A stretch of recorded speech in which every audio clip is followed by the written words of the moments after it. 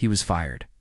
At 50 years old, with no golden parachute and no second chances promised. For most people, this would be the end of the road. But for Bernard Marcus, it was just the beginning. Bernard didn't come from money. He grew up in a poor neighborhood in New Jersey, the son of immigrants who taught him that nothing is given and everything must be earned.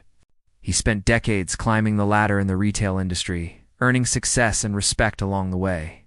And then, in a single moment, it was all gone. Fired from his executive job. At an age when most people are thinking about retirement, Bernard had to start from scratch. But instead of giving up, he teamed up with another fired executive, Arthur Blank. Together, they asked a revolutionary question. What if we created a store that actually helped people build things themselves? Back then, hardware stores were a nightmare. They were small, confusing, and intimidating. Employees were nowhere to be found, and customers felt completely lost. Bernard and Arthur envisioned the exact opposite.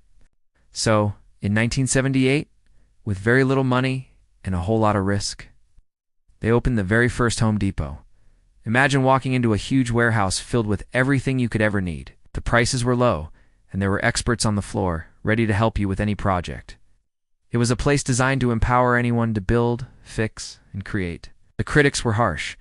They said the stores were too big, the concept was too simple, and the risk was just too high.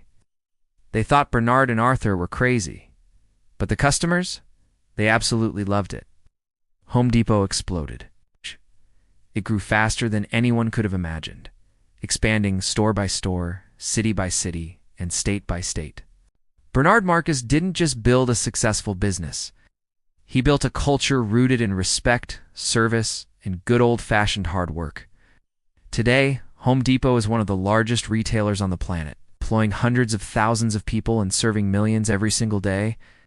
Bernard Marcus became a billionaire, not because he was lucky enough to avoid failure, but because he refused to let failure define him.